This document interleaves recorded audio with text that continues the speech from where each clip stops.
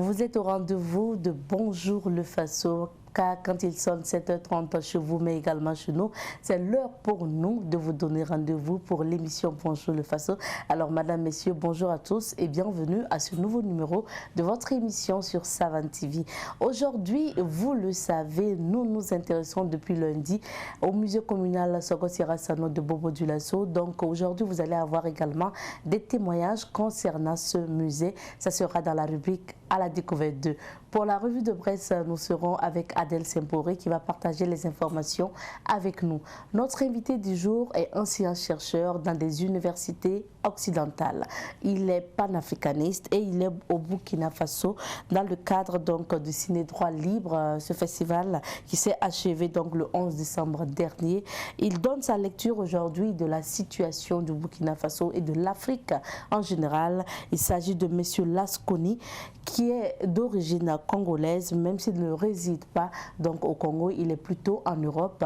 Il est notre invité du jour. Sur ce plateau, nous allons parler panafricanisme, nous allons parler également de l'Afrique en général. Alors, restez concentrés tout simplement. Et nous recevrons également des participants de l'événement The Golden Tea International, l'événement donc qui œuvre pour soutenir les femmes qui souffrent de cancer du sein. Il s'agit notamment de cet événement, de cette soirée de défilé de mode et cette soirée donc de collecte de fonds également pour soutenir ces femmes souffrant de cancer du sein. Nous recevrons également ces participantes pour justement parler de l'événement The Golden Tea International qui aura lieu le 17 décembre prochain. Ça sera dans la deuxième partie de cette émission. Installez-vous confortablement, direction le musée communal Sogo Sira Sano de Bobo Dioulasso.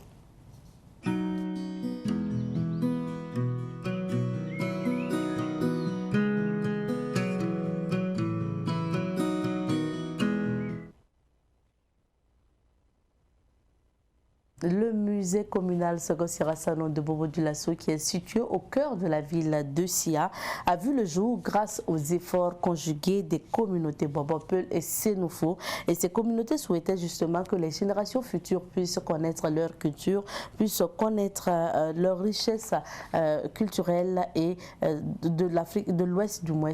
Rappelons que la communauté Bobo et Sénoufo entretiennent des relations de parenté à plaisanterie, donc il n'est pas rare de voir ces deux communautés lancer des piques verbales aussi amicales que fraternelles pour rire et faire rire. Notons que le bâtiment qui fait office de musée communal est un bâtiment colonial et ce musée était connu sous le nom de musée communal ou musée provincial d'Oué, mais il sera baptisé le 17 mai 2011 musée communal Sogo Sira Sano de Bobo. Alors aujourd'hui nous vous proposons d'écouter à nouveau notre guide du côté du musée communal de Bobo Dioulasso. Il s'agit de monsieur Salfo Ilassé. Nous allons vous inviter à découvrir encore d'autres choses du musée à travers cette visite.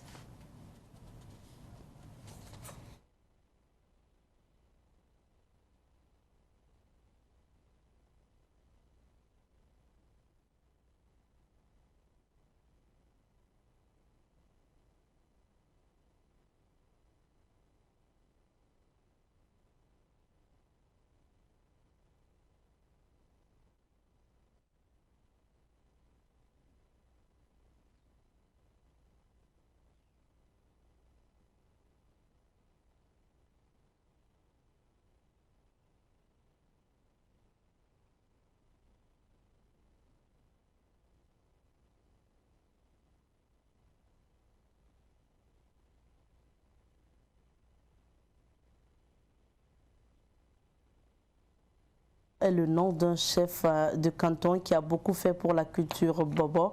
Le musée communal Sogo Sira Sano de Bobo Dioulasso est un musée ethnographique qui permet à tous les à Bobo et à toutes les communautés donc de la ville de Sia de se retrouver au niveau de ce musée communal. Le musée conserve des objets de plusieurs natures. On retrouve des masques, des statuettes, des parures vestimentaires, des instruments de musique, des bijoux, de la poterie, quelques photos anciennes, des anciens modèles de vélos, qui date du 19e siècle.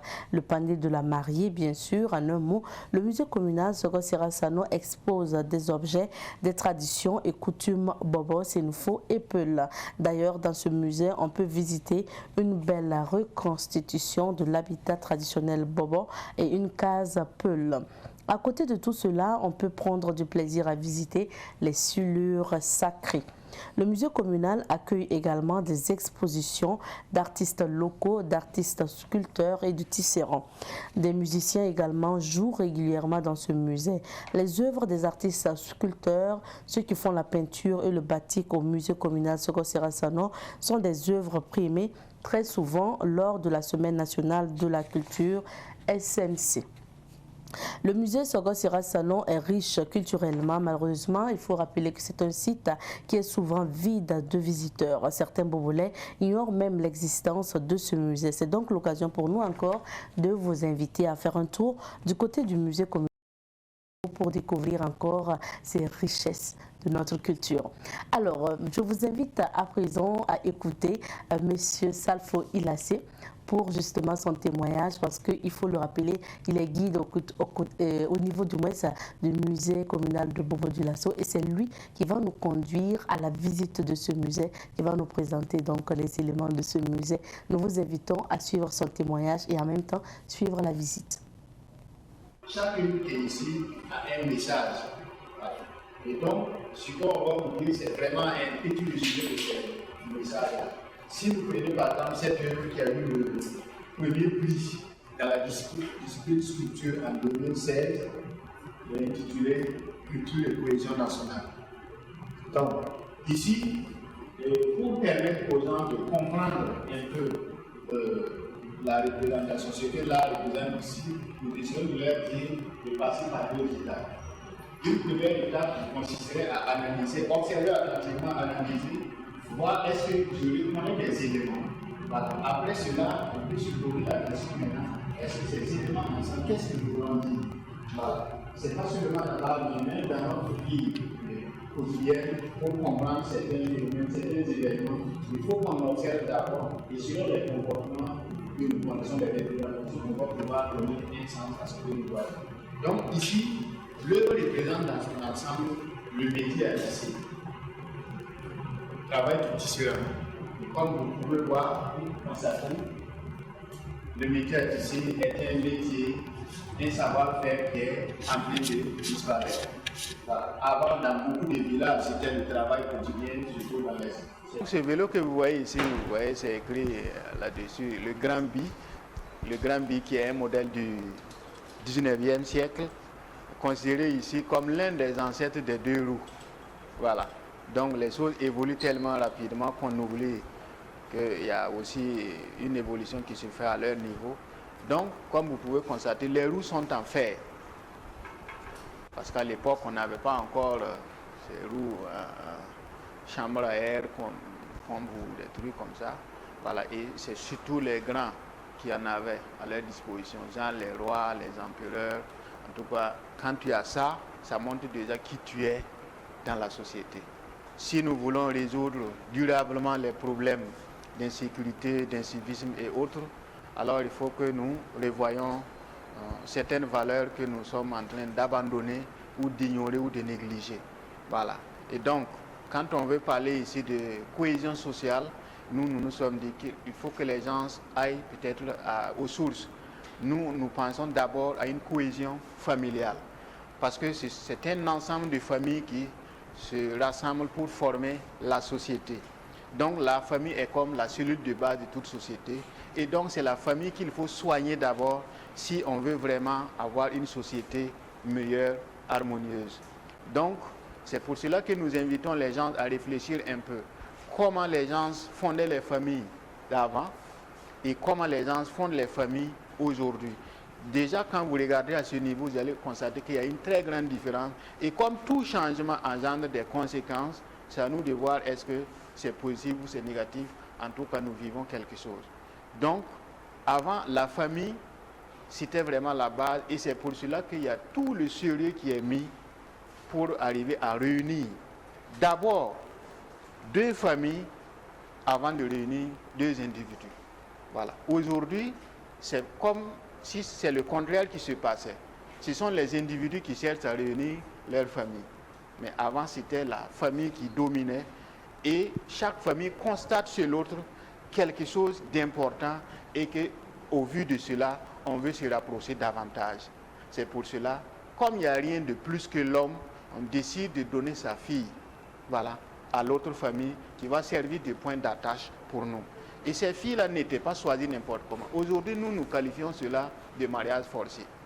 Un terme qui, malheureusement, je n'aime pas trop parce que je me dis que c'est à comparer avec la manière de faire d'ailleurs que nous appelons cela mariage forcé. Sinon, je ne sais pas si dans vos langues, en tout cas, il y a un terme qui peut désigner très simplement le mariage forcé comme ça. Voilà. Et la fille qui va être choisie pour servir de point d'attache de ces deux familles, ce n'était pas choisi n'importe comment. Il faut d'abord mériter, et la fille qui est choisie, c'est un honneur pour elle de représenter cela. Donc ici, pour aller plus rapidement, sinon il y a pas mal de détails.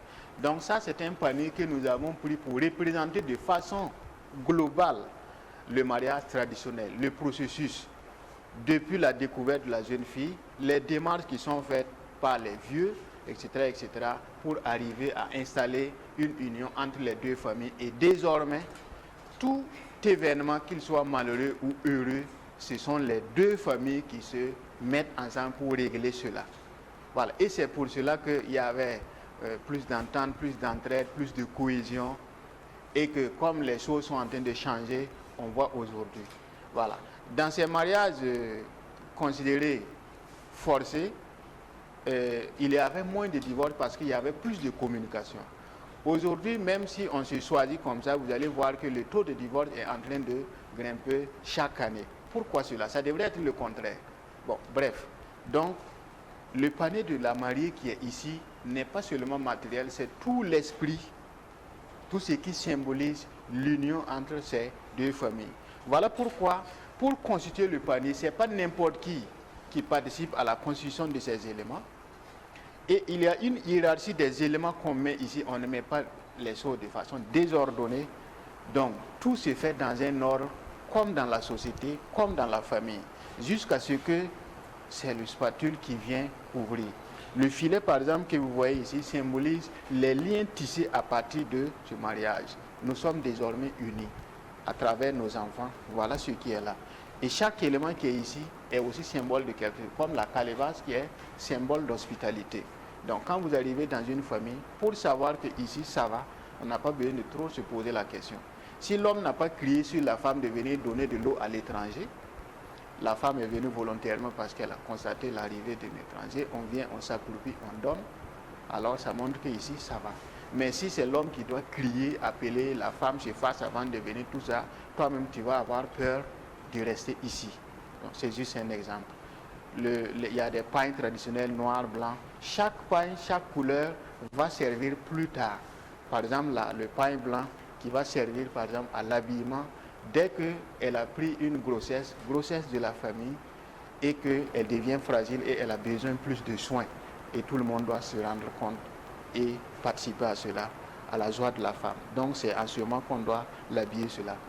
Et le pain noir va servir dans d'autres circonstances, comme par exemple le deuil, ou bien quand la femme est dans une position indisposée pour son mari, elle doit utiliser ça comme message pour montrer que c'est un truc comme ça.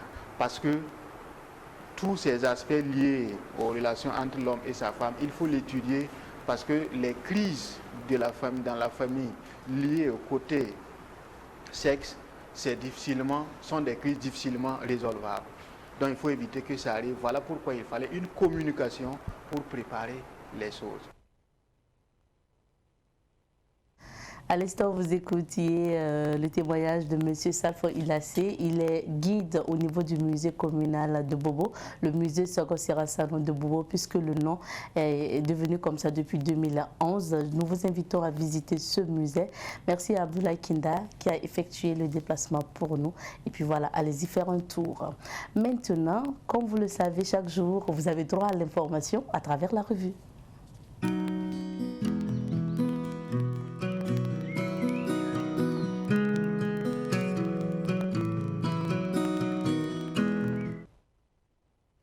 Revue de presse présentée aujourd'hui par Adèle, que nous retrouvons à présent. Bonjour Adèle.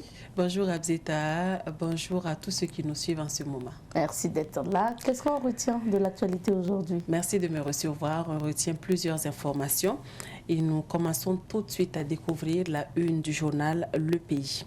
Formation du nouveau gouvernement burkinabé, il est de notre intérêt à tous que ce gouvernement réussisse à faire bouger les lignes.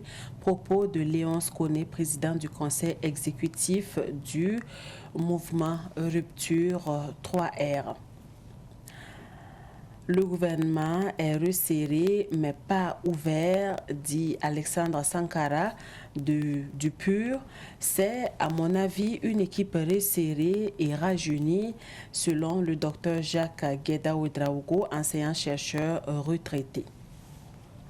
Dans la rubrique Révélation, médiateur du FASO, Mme Fatima Tassano prête serment le 16 décembre prochain. Rapport d'enquête sur le drame d'Inata, la nouvelle version entre les mains du président du FASO. Fête de Noël et du Nouvel An, comment s'alimenter sainement. Insécurité dans le San-Mantenga, une journée avec les déplacés de Dablo. Mystère psychique, Dieu nous laisse tracer notre propre chemin. Actu Foot, Cameroun, l'histoire me donnera raison. Les premières punchlines d'Eto, président. À lire également dans le pays d'aujourd'hui, les pronostics PMIB du jour. Nous passons maintenant à l'Observateur Palga. À la une de ce canard, on peut lire ceci. Gouvernement Zerbo 1, les Burkinabés l'attendent au pied du mur. Vous avez à la une de ce journal des photos de quelques citoyens burkinabés qui se sont exprimés après la formation du gouvernement Zerbo 1. À la une toujours de l'Observateur Palga, recrudescence de cas de Covid-19, vaccination commando du 14 au 23 décembre. Macron bientôt à Bamako, voici un Toubab qui n'aura pas droit au Djatigia. Lutte contre le terrorisme, il faut sauver le Lorum, une déclaration des élus locaux à lire dans les colonnes de l'Observateur Palga ce mercredi. Voyons à présent la une du journal Le Quotidien. Eh bien, à la une de ce quotidien, gouvernement Lassina Zerbo, des Burkinabés entre satisfaction et espoir. Quelques propos de quelques citoyens.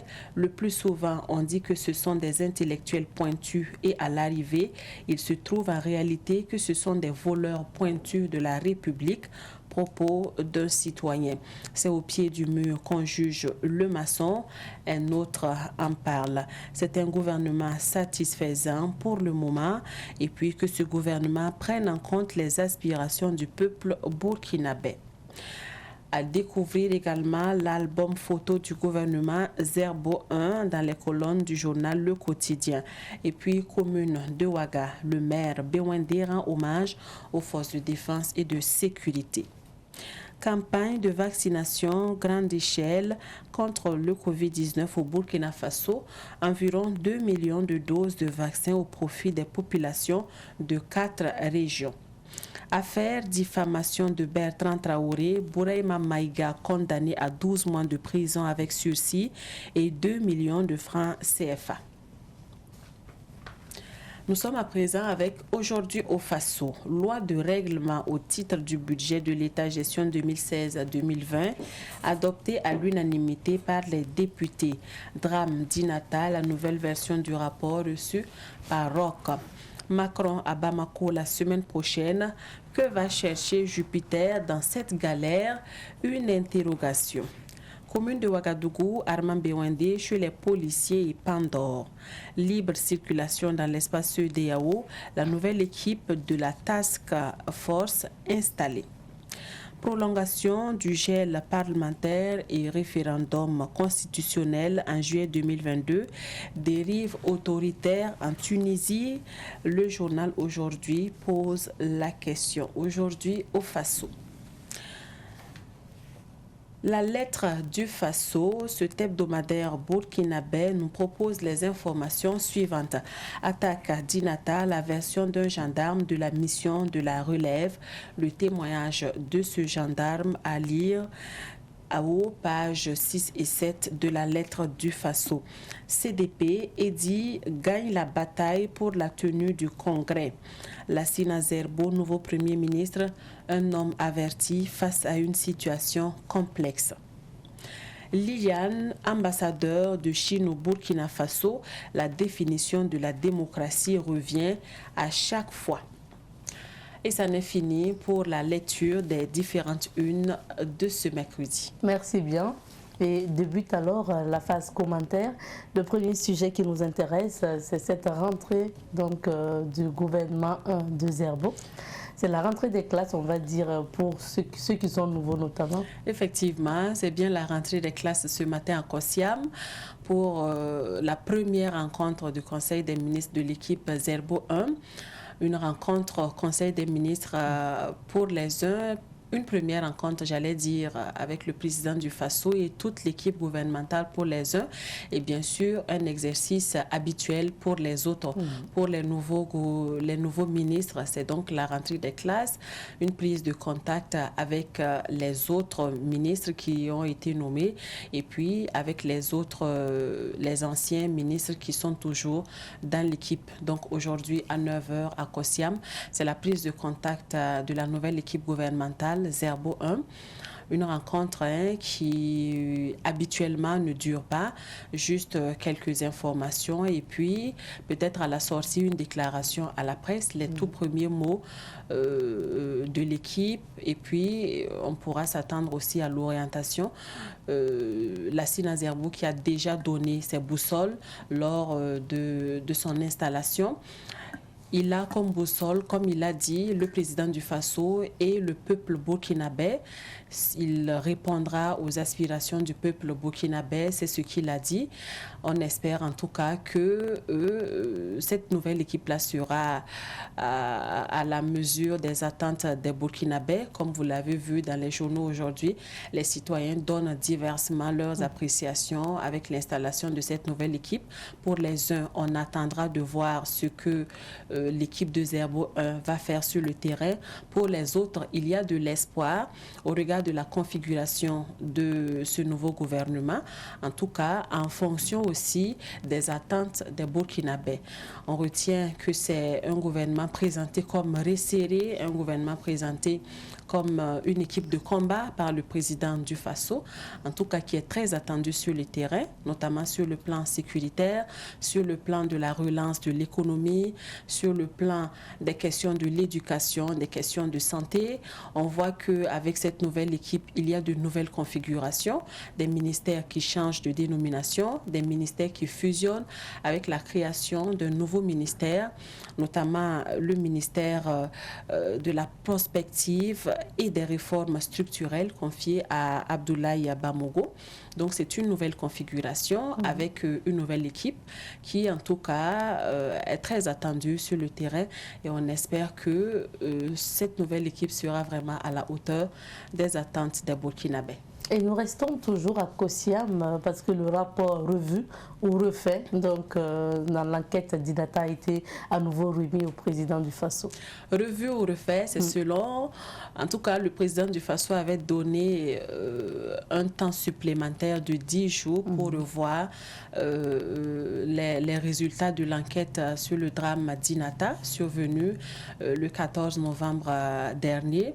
Roch-Marc Christian Kaboré qui avait refusé de prendre les résultats de cette enquête parce que selon lui, les résultats présentés dans le rapport ne permettent pas de situer exactement les responsabilités puisqu'il avait demandé à l'inspection des armées de mener l'enquête. Selon lui, les résultats fournis donc ne permettent pas de savoir qui a fait quoi, qui n'a pas fait quoi. Et donc, il avait demandé à ce que l'enquête soit refaite, qu'on lui propose un autre rapport. C'est chose faite depuis hier, puisqu'il a reçu hier le nouveau rapport, la nouvelle version donc du rapport de l'enquête d'Inata. Mais rien n'a filtré comme la dernière fois, le 30 novembre dernier.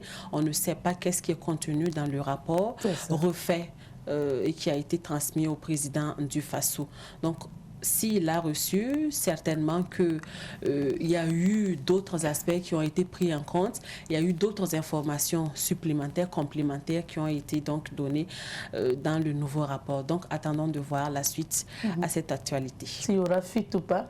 Certainement, il y aura fuite.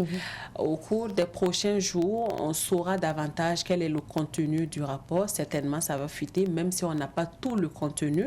On aura quand même des informations qui vont sortir de ce rapport. Peut-être à travers des sanctions, on va logiquement comprendre ce qui s'est passé et puis ou qui est coupable, peut-être par des sanctions que le président va prendre. Bon, c'est vraiment à attendre de voir. C'est à attendre de voir. Déjà, on apprend que le capitaine qui devrait conduire l'équipe de la relève à Inata est sanctionné, il est arrêté.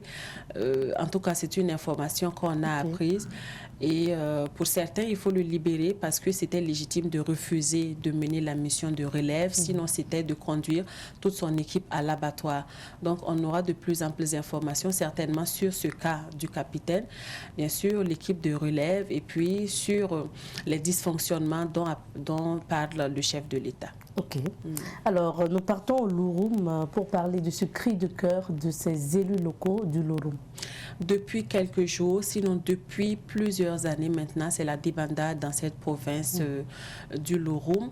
Titao, qui est le chef-lieu, abritait ou accueillait depuis le début des attaques terroristes, depuis pratiquement 2017, des déplacés internes qui ont fui les localités, les communes de la province pour donc les accueillir. Mais depuis quelques jours, Titao, le chef-lieu, n'est plus en sécurité. C'est une alerte donnée par les ressortissants de cette province. Hier, on a appris que Titao a été encerclé par des hommes armés non identifiés. Dimanche, il y a eu une attaque dans la commune de Windigé qui a fait des déplacés aussi et qui a fait certainement des victimes. En tout cas, selon le témoignage que nous avons pu diffuser sur nos ondes, des hommes armés ont fait irruption à Titao et ont commencé à tirer. Donc, c'était la débandade. Celui qui a témoigné a pu fuir et a pu rejoindre Ouagadougou et a pu porter le témoignage. Aujourd'hui, c'est une déclaration des élus locaux, donc les députés, les maires de cette province-là, qui tirent encore et pour la énième fois la sonnette d'alarme pour qu'on sauve Titao, pour que Titao, la province du Louroum, ne soit pas coupée du reste du Burkina, ne soit pas coupée de Ouadjigouya, ne soit pas coupée des autres localités environnantes.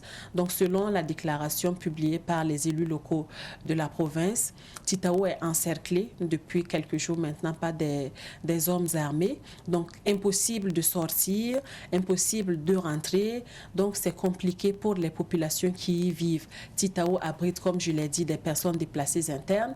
À cette crise sécuritaire s'ajoute la crise alimentaire parce que les récoltes ont été brûlées, selon le témoignage que nous avons diffusé sur nos ondes. Les récoltes ont été brûlées et donc la population meurt de faim.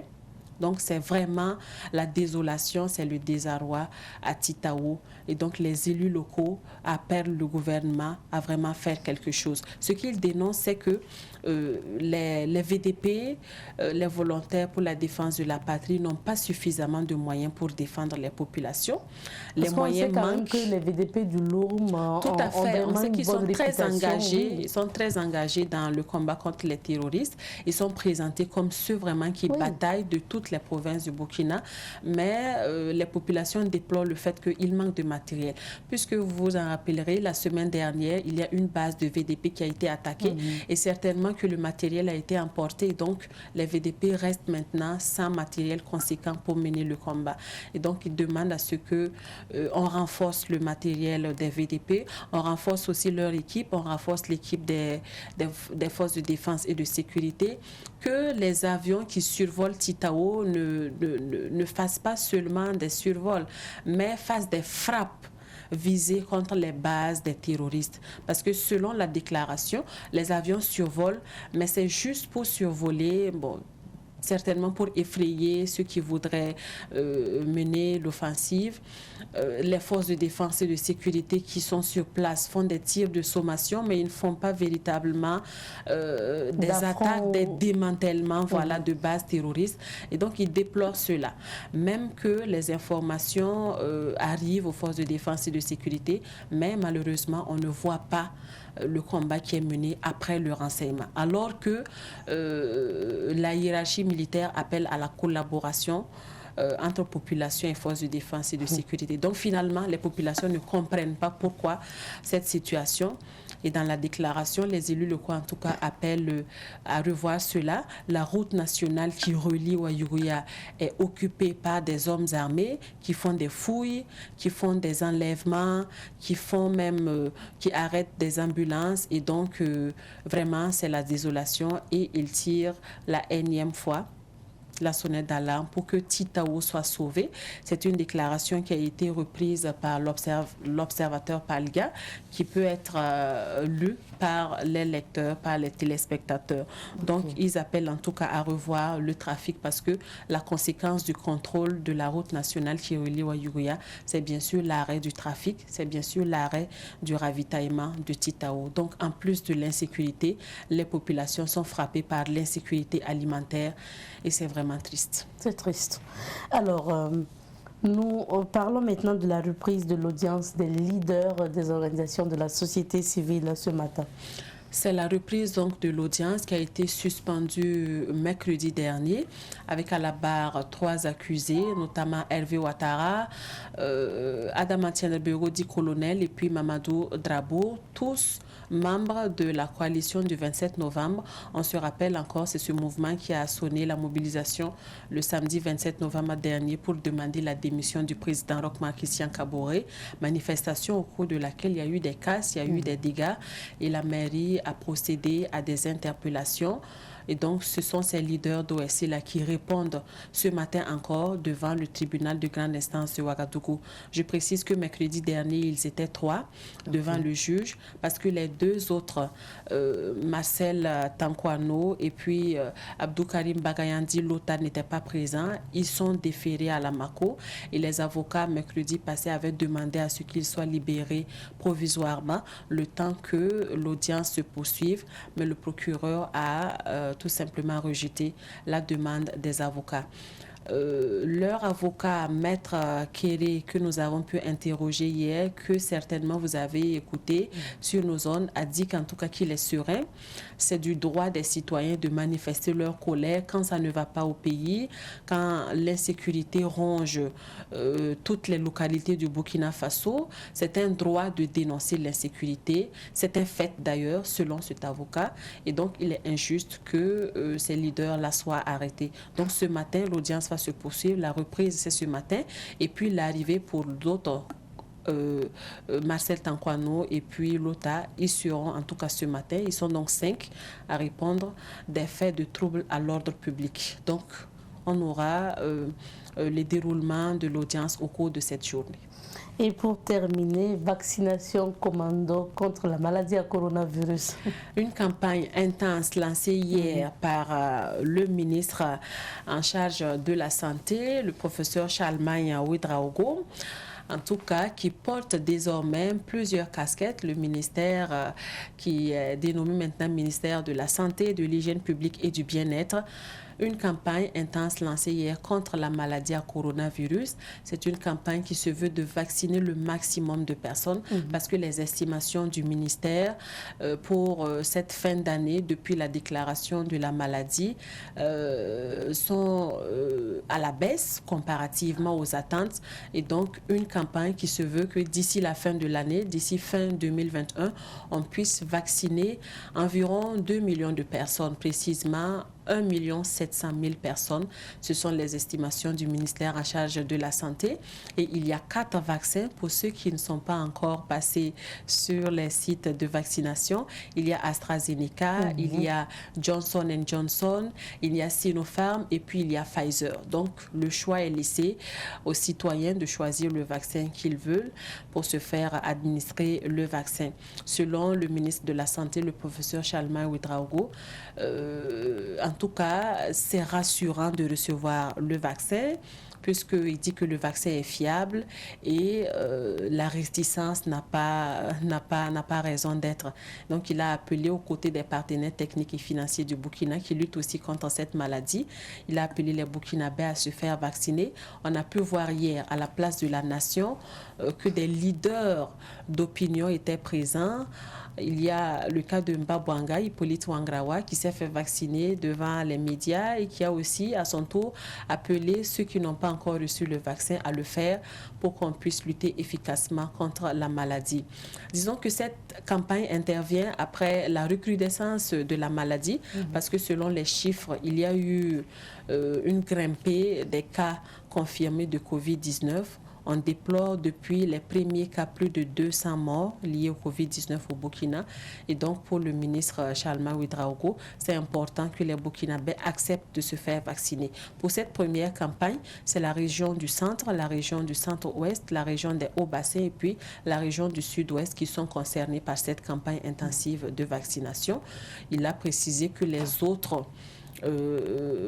régions auront aussi prochainement leur campagne de vaccination. Mais les sites qui abritaient déjà les équipes de vaccination accueillent toujours les populations. Il y a les centres de santé, il y a aussi d'autres sites qui ont été identifiés pour, en tout cas, rapprocher le vaccin aux populations. Donc, c'est une proximité et les citoyens sont appelés à se faire vacciner. Merci à toi, Adèle. Reste avec nous, nous allons jeter un coup d'œil du côté de la météo pour découvrir les couleurs du temps de ces quelques villes d'affaires. Nous poursuivons avec cette émission et vous l'aurez constaté depuis quelques jours, nous recevons des stylistes, des modélistes, des créateurs qui participent à l'événement The Golden Tea International de Angelina Wibga, donc notre consoeur. Et aujourd'hui, nous sommes avec une autre dame qui est dans l'univers de la mode. Il s'agit de Madame Ilboudo que nous allons juste retrouver après la virgule. Bonnes affaires.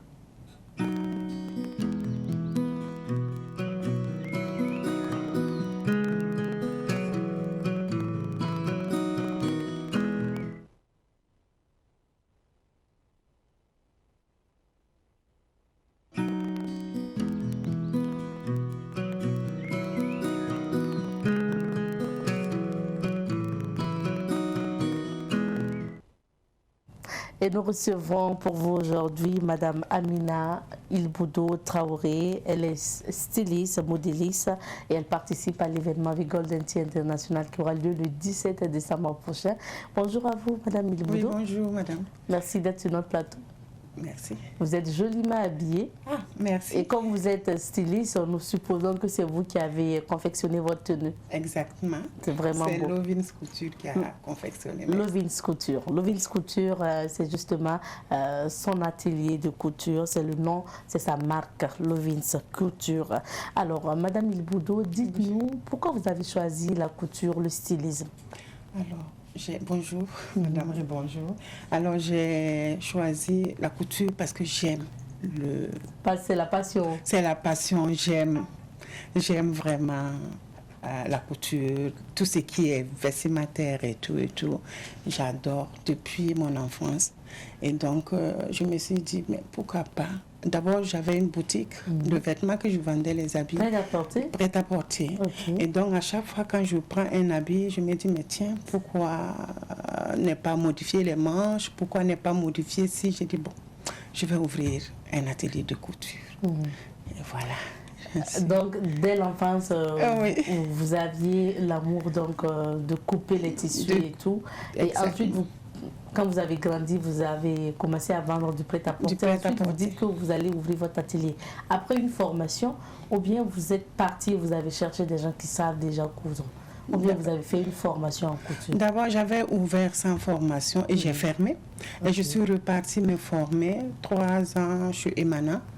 Et je suis sortie avec un CQP en couture. Comme quoi la formation est importante. Hein? Ah oui, la formation est importante. La formation est très, très importante parce que moi, j'avais ouvert sans formation et j'ai fermé. Donc, il fallait vraiment une formation. Donc, je suis allée me former et venir ouvrir maintenant mon atelier. Et vous-même, à votre tour, est-ce que vous formez d'autres personnes? Bon, pour le moment, pas, mais je sais que ça va venir avec le temps. Mais vous travaillez avec à peu près combien de personnes dans votre atelier? J'ai 5 tailleurs et puis une secrétaire. Ok, donc un personnel de 6 personnes. De 6 personnes. Alors, quel type de tenue Lovins Couture confectionne généralement? Alors, Lovins Couture confectionne tout type de tenue. Je fais des ensembles tailleurs, des ensembles pagne tissé, des cocodondas et puis les robes de soirée. Homme comme femme? Non, je suis exclusivement dans les femmes. Couture dame, tout simplement. On va bien sûr voir les images donc de Lovins Couture. C'est une tenue que vous avez confectionnée qui est à l'écran. Oui. Oui. Ça, c'est avec une jupe? Ça, c'est avec une jupe, avec un haut, des manches en volant et avec des plis. C'est du bazin. Ok. Oui. Donc ça, c'est un ensemble pain coupé à la taille. Exactement la même chose. Un ensemble pain coupé à la taille avec des garnitures sur le côté. Elle, c'est ma secrétaire. D'accord. C'est une robe de soirée. C'est une robe de soirée, voilà. Avec du bazin? Avec du bazin, avec la garniture aussi au niveau des manches et au niveau de la poitrine. Très beau. Voilà, merci. On va y aller avec les autres images. Oui, ça aussi c'est du bazin. Désolée, j'ai fait que du bazin. Oui. Ça aussi c'est du bazin. Vous avez vu les manches? Voilà. Coupé à la taille aussi. Ça c'est en dame. Marinière avec une jupe. Avec des fronces au niveau du cou. D'accord. Merci en tout cas pour ces belles images, ces belles photos. Et puis voilà, on sait que vous faites du bon travail. Maintenant, parlons de l'événement The Golden Tea International. Pourquoi vous avez décidé de participer à cet événement? Pourquoi vous avez accepté d'accompagner la promotrice de cet événement? Alors, j'ai accepté de participer à cet événement parce que c'est qu'elle lance comme... sa cause là. La cause est noble. Il faut rappeler la cause est noble, voilà. Le Golden Tea International, c'est un événement de mode qui vise justement à soutenir ces femmes souffrant de cancer du sein. Et donc quand elle m'a rapprochée avec la cause qu'elle a, qu'elle présente dans Golden Show, j'ai dit mais pourquoi pas la soutenir parce que j'ai une soeur qui est partie avec cette maladie. Et donc, ça m'a beaucoup affectée. Et j'ai dit, bon, pourquoi pas, si je peux l'apporter quelque chose en soutenant bien les femmes qui sont atteintes du cancer de sein. Pourquoi ne pas le faire? Pourquoi ne pas le faire? Donc, voilà. C'est la première fois, puisqu'il y a 3 éditions qui sont... c'est la 3e édition cette année, donc il y a eu 2 éditions passées. Est-ce que c'est la première fois que vous participez à ce défilé? Non, c'est la 2e fois, mais c'est la première fois que je viens sur votre plateau. Bien sûr. C'est la 2e fois. Alors, et pour l'année passée, qu'est-ce que vous avez proposé, par exemple, comme collection à ceux qui étaient présents?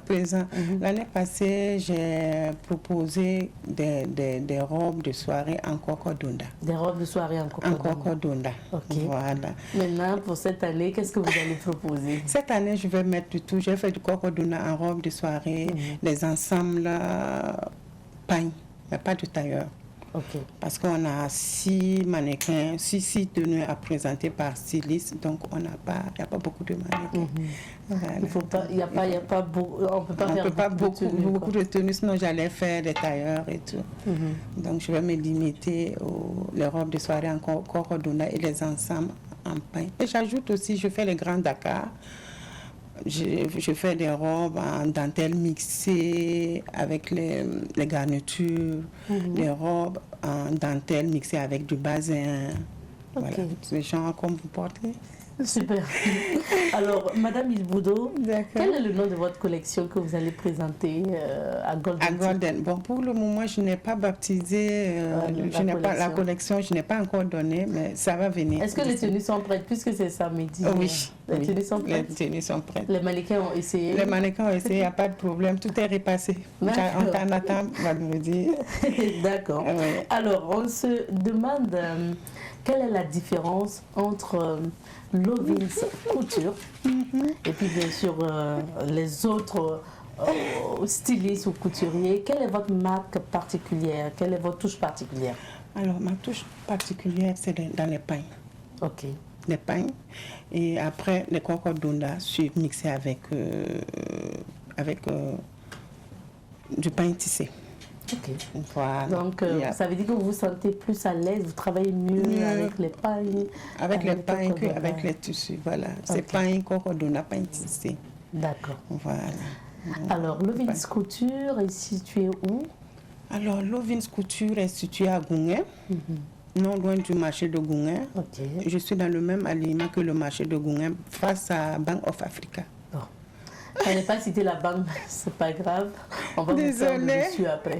C'est après de la publicité. Oui. Alors, Madame Iboudo, oui. Est-ce que vous êtes sur les réseaux sociaux, comme aujourd'hui, si on communique avec ça, ou bien est-ce qu'on peut avoir peut-être un numéro WhatsApp? Voilà, je vais peut-être vous donner un numéro WhatsApp. C'est le 61 20 37 68.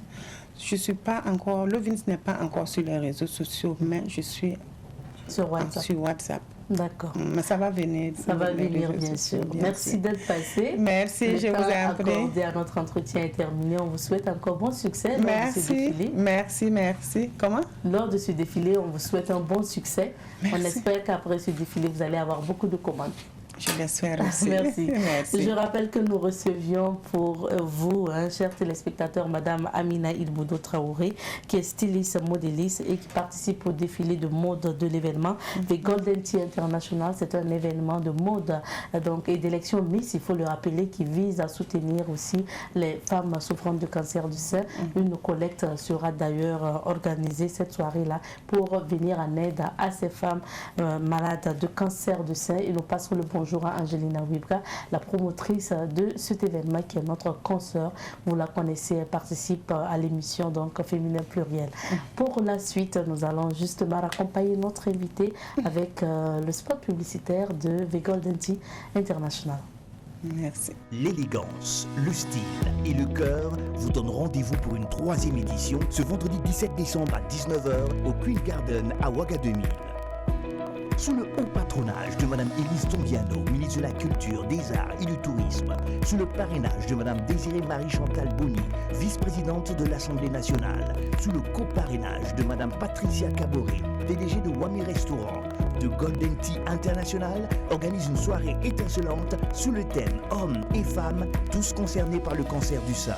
Au programme, prestations d'artistes, prestations d'humoristes, collecte de fonds, vente aux enchères à l'américaine d'une tenue pièce unique de Patéo, speech sur le cancer du sein assuré par les Miss Golden Tea International, défilé de mode, dîner gala. Qui succédera à Sam Edwige Linda, vous le saurez ce vendredi 17 décembre à partir de 19h au Queen Garden de Ouagadougou.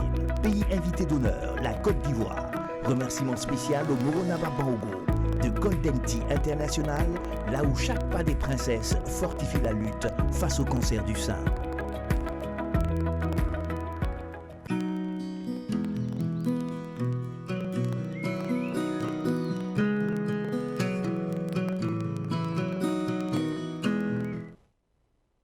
Mesdames et messieurs, bonjour et bienvenue à votre émission Langue fourchue. Le 15 octobre 1987, le leader charismatique de la révolution burkinabé tombait avec 12 de ses compagnons sous des balles assassines d'assassins jusque-là non identifiés. Non identifiés, pas si sûrs. Dès le lendemain du coup d'État, le numéro 2 d'alors, le ministre de la Justice, le frère sang de Thomas Sankara, s'asseyait dans le gros fauteuil. Et tous les discours et interviews qui ont suivi ce coup, l'un des désignait clairement là où les mains qui ont appuyé sur la gâchette démontraient au moins qu'il y avait de graves dissensions entre les leaders de la révolution. Ainsi donc, à travers le sinistre de la justice du moment, le trio révolutionnaire se faisait-il justice en effaçant purement et simplement le camarade président. On se rappelle encore de ces phrases « c'était eux ou nous », avec ce bégaiement caractéristique du jeune loup qui venait de se mettre sous les crocs son premier agneau. Il n'était pas rare non plus dans quelques gargotes et autres hauts lieux d'entendre de supposés membres du commando expéditionnaire de cette sombre journée du 15 octobre se vanter de leur exploit. Bref, il est loin derrière nous le temps où la simple mention du nom du défunt camarade Thomas Sankara pouvait vous attirer des regards noirs. La veuve et les orphelins du Tchèque africain attendaient depuis bien longtemps déjà que l'on éclaircisse le mystère de la mort aussi brutale de leur chair, et la justice se attend très lentement. Il aurait fallu attendre une bonne petite trentaine d'années pour que ce dossier passe finalement en jugement. Même si des suspects très sérieux ont été désignés, il n'en demeure pas moins que ceux-ci brillent par leur absence remarquable malgré la convocation par le juge. Mais ne pourrait-on pas penser que ce procès dit Thomas Sankara est une gigantesque farce? Je ne sais pas ce qu'il en sortira, sinon une autre forme d'assassinat de Tom Sank et de ses compagnons. Les principaux accusés étant en fuite, le reste des accusés s'amuse à lancer des boutades à la cour et aux différentes parties prenantes à ce procès. Accusés et témoins se succédant à la barre, chacun y va de son commentaire et on se demande si ce n'est pas plus une réunion d'anciens camarades qui veulent régler leurs petits problèmes que d'avoir le souci de faire éclater la vérité sur les événements du 15 octobre. En effet, certains témoins qui se présentent devant la cour n'ont de récit que celui de leur détention d'après coup d'État et leur torture par certains accusés présents dans la salle d'audience que de nous édifier sur les événements qui ont conduit au renversement et à la mort brutale du capitaine Thomas Sankara. Voici par exemple des témoins qui n'étaient pas sur la scène du crime, qui en trouvent à redire sur ce qui s'est réellement passé. Doit-on prendre les témoignages d'un homme qui se dit loyal envers ses hommes et le leader assassiné, qui n'a pas hésité une seconde à prendre la poudre d'escampette après que son ami et ses éléments soient tombés sous des balles assassines? Son commandement n'était simplement qu'un mythe finalement. Lui qui sert devant la cour que c'est à la demande d'un de ses soldats qu'il est rentré en brousse pour ensuite gagner un pays voisin afin de sauver sa vie. Et il trouve cela tellement beau. N'est-ce pas là la place du puissant roi de la savane? La brousse. Sacré farceur, ce lion courageux que tout le monde attendait pour renverser la situation au lendemain du 15 octobre 87. Mais il a bien retourné cette situation, au moins il est encore en vie pour en parler avec éloquence. Bref, passons. Parce qu'après les témoins qui auraient été loin des événements, il y a ces accusés que tout accuse, mais qui ont de belles parades. Pour aider la famille, voici ce médecin militaire qui a dressé le certificat de décès du leader de la Révolution avec la superbe mention « cause du décès, mort naturelle » et qui s'explique aujourd'hui. Quel humanisme! Cela a bien dû aider Mariam et ses enfants. En attendant, à voir les ping-pong dans la salle d'audience, on assiste plus à des chamailleries de cours de récré qu'à un procès qui aboutira à l'éclosion d'une quelconque vérité et à des condamnations réelles. La justice ayant invité deux des principaux mis en cause dans cette affaire à se présenter à elle sous délai, je me demande bien ce qu'on en retirera. Parce que si on sait qu'un homme connu pour sa gâchette facile a le don de disparaître, son acolyte et ex-patron, lui, ne fait pas mystère de là où il a déposé ses pénates. Le temps de la distraction est tellement propice que ce procès tombe à point nommé. Suivez mon regard. Pour la suite de cette émission, nous remercions Patrick Gampéné justement pour ce numéro de Langue Fourchue et rendez-vous vendredi pour un autre numéro. Nous allons marquer une petite pause musicale avec bien sûr l'artiste musicienne burkinabé Awa Medon. Nous recevons également une autre personne qui va participer donc, à l'événement The Golden Tea International, qui va apporter sa touche particulière dans le domaine du maquillage cette fois-ci. Alors, nous sommes avec une maquilleuse professionnelle, connue en tout cas dans le milieu. Il s'agit notamment de Françoise Sedogo, maquilleuse professionnelle, formatrice, puisqu'elle forme justement un maquillage. Bonjour et bienvenue. Bonjour. Merci d'être là. Merci. Le métier de maquilleuse. Pourquoi avoir choisi de faire le maquillage, de faire du maquillage ton métier, Françoise?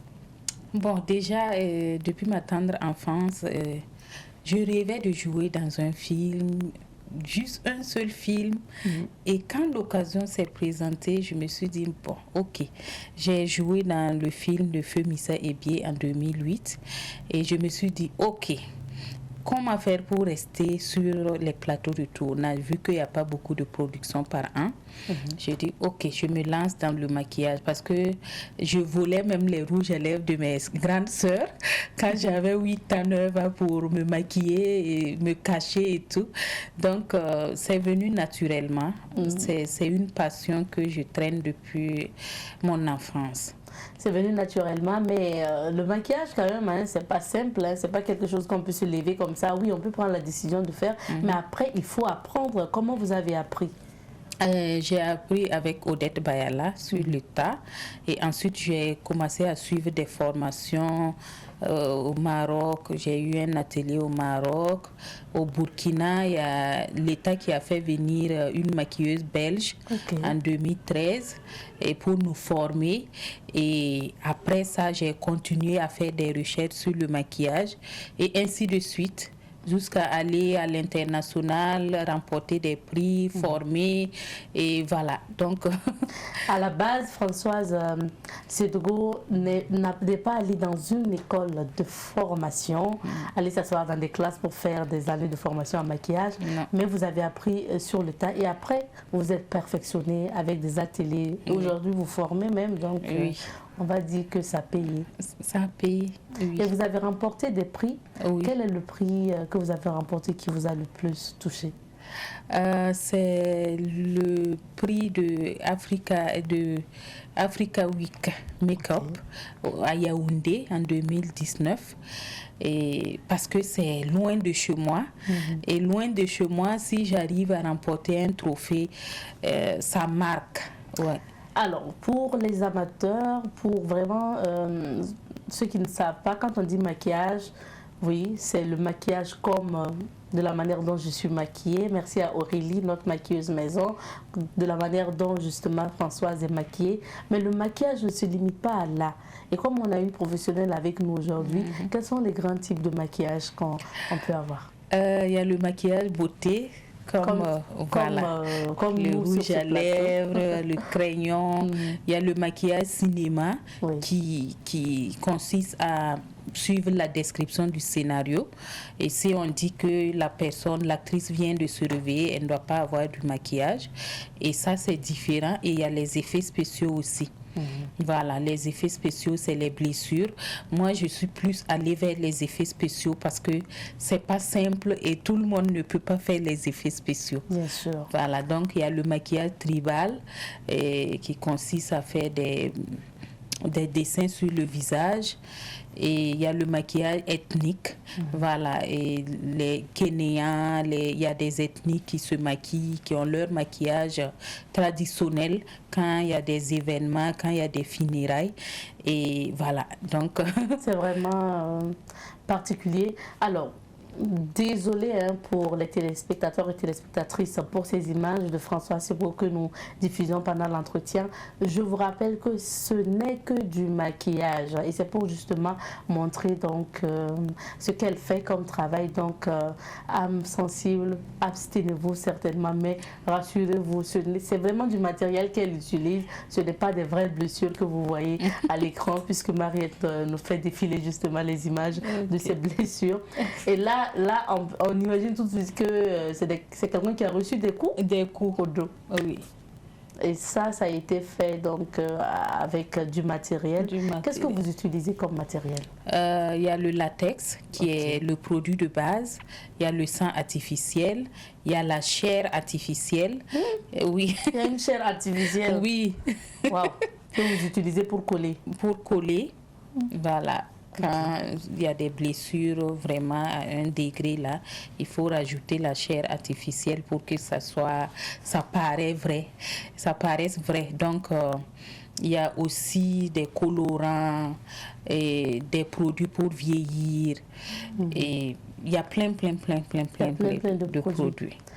Je souhaiterais qu'on s'attarde un peu aussi sur le maquillage cinéma.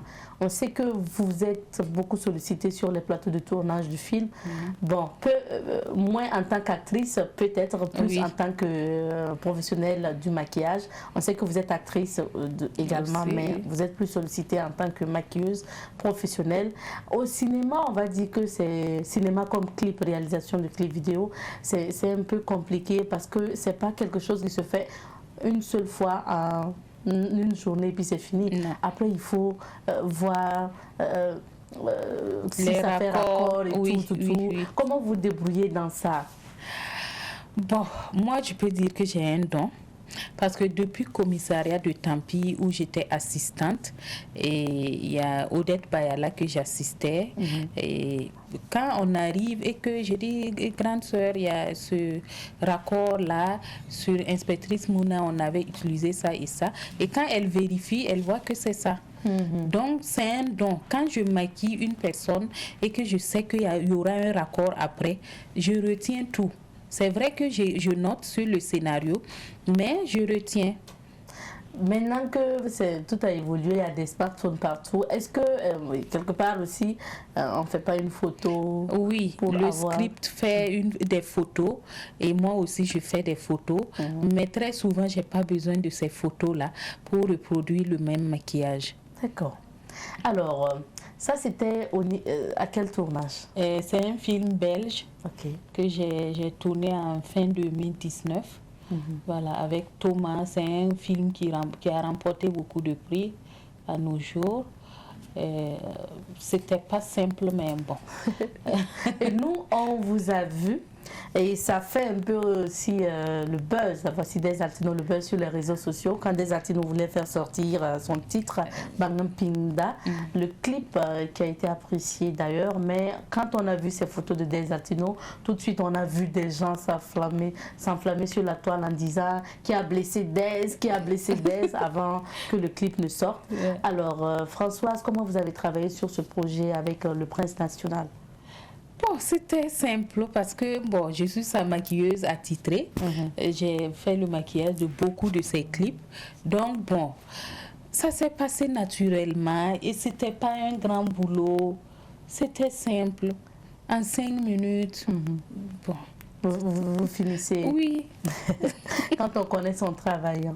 Est-ce que pour les différents types de maquillage que vous avez cités, quel maquillage prend plus de temps? Par exemple, pour le maquillage beauté comme pour nous, comme ça, vous pouvez prendre combien de minutes pour maquiller?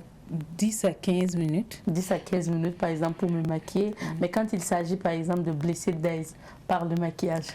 Bon, par exemple, ce que j'ai fait, c'est simple, c'était vraiment simple, c'est les hématomes et les blessures sur la poitrine. Donc, c'était simple. Mais le vieillissement aussi prend plus de temps. Et si tu veux transformer une femme en homme, c'est plus compliqué. Voilà. C'est possible, ça? Oui, c'est possible. Parmi les photos, oui, par exemple, elle, c'est une femme. Ok. Olivia que j'ai transformée. C'est Olivia comme ça? Oui, que j'ai transformée en policier. Mais là, vous avez collé quand même des barres. Des barres, oui. Donc, ça prend plus de temps, ça demande plus de travail. Mais pour transformer un homme en femme, ça, c'est en 1 minute et le tour est joué. Ça, c'est plus facile. C'est plus facile. D'accord. Comme quoi, le maquillage, il y a tellement, le champ est vaste. Maintenant, on va parler de l'événement qui nous réunit aujourd'hui. On vous reçoit parce que vous participez à l'événement avec Golden Tea International, avec votre touche particulière, le maquillage. Dites-nous, déjà même, pourquoi vous avez décidé de participer à cet événement? Bon, j'ai été contactée par Madame Wibga. Et qui est une grande sœur que j'aime bien et que je salue de passage. Et donc, je n'ai pas hésité.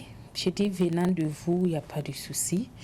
Et l'événement, bon, souvent, l'année passée, je n'étais pas là, donc je n'ai pas pu participer. J'ai dit, mais cette année, je suis avec vous, quelle que soit la date, je vais m'adapter, je vais tout faire pour être là, pour participer. Maintenant, François Sédogo, pour le 17 prochain, qu'est-ce que vous allez nous présenter comme maquillage? Je vais travailler sur le cancer du sein. Oui. Et Qui est chez le l'homme, thème, sur de voilà, sur le thème qui est chez l'homme et chez la femme. Et j'avoue que quand elle m'a appelée, quand elle m'a donné le thème que le cancer du sein concerne les hommes et les femmes, et moi je ne savais pas que les hommes aussi avaient un cancer de sein. Et quand j'ai fait mes recherches, j'ai vu et je vais reproduire typiquement, voilà. Par exemple, l'image du cancer là, d'un sein touché par le cancer que vous allez reproduire en image. Oui, en maquillage. En maquillage. Ça veut dire que ce sont des seins des mannequins que vous allez maquiller? Oui, tout à fait. Waouh! On a hâte de voir ça. Moi, je suis en train d'imaginer en fait à quoi ça va ressembler. Il y aura des degrés, les phases finales et tout chez l'homme et tout. Bon, chez l'homme, ça se développe pas trop, mais chez la femme, en temps, ça se dégrade et ainsi de suite. Et j'ai vu ça de mes propres yeux chez une tante, paix à son âme.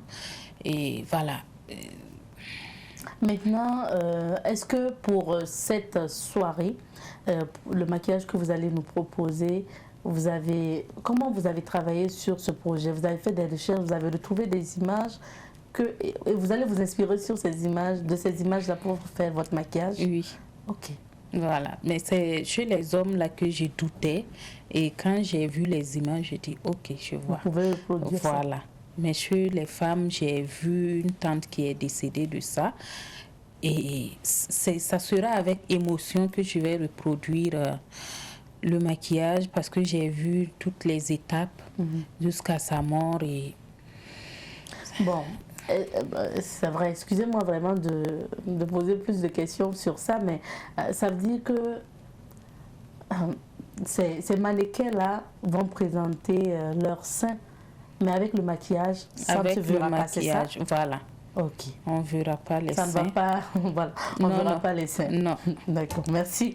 C'était une question d'éclaircissement. Oui. C'est vrai que souvent on voit des maquillages avec vraiment la peinture, soit même les couleurs du Burkina ou la carte du Burkina et tout. On voit quand la personne marche, on sent que la personne n'est pas habillée, mais on ne voit rien en fait, parce que ça a pris tout. Donc on va assister un peu à ça. Oui. D'accord. On va venir pour voir. D'accord. Merci bien, Françoise Sedogo. Comment on peut entrer en contact avec vous pour des scènes, des maquillages, événements et autres? Bon, je suis formatrice aussi, oui. Et en janvier, je vais lancer une formation. Donc, c'est le 68 50 50 35 ou le 79 17 17 et 73. D'accord. Pour entrer en contact avec Françoise Sedogo pour justement vos événements, si vous avez des plateaux de tournage, elle est assez sollicitée. Je sais que le milieu du cinéma, des artistes, on vous connaît bien. Merci d'être passé. On vous souhaite encore beaucoup d'inspiration pour cet événement à venir. Grand merci à vous, merci à Savane TV, merci à tout le personnel. Que Dieu vous bénisse et continuez encore parce que c'est grâce à vous qu'on existe. Merci beaucoup. Merci bien. Alors, Françoise Sedogo est maquilleuse professionnelle et elle a décidé justement de faire un maquillage d'effets spéciaux lors de l'événement avec Golden Tea International qui aura lieu à Queen Garden. C'est le 17 décembre prochain, donc à Ouaga 2000. Merci Angelina Wibla pour cette lutte noble, parce qu'il faut rappeler que cet événement d'élection Miss et événement en même temps de mode vise justement à soutenir ces femmes souffrantes de cancer de sein. Merci à l'équipe de réalisation de cette semaine. Merci aussi aux téléspectateurs. C'est ici qu'on va se dire au revoir. Nous sommes vraiment désolés pour l'invité du jour qui n'a pas pu effectuer le déplacement. Ce n'est que partie remise. Merci à vous d'avoir suivi cette émission. Rendez-vous demain, jeudi, pour d'autres aventures. On se dit cus, au revoir.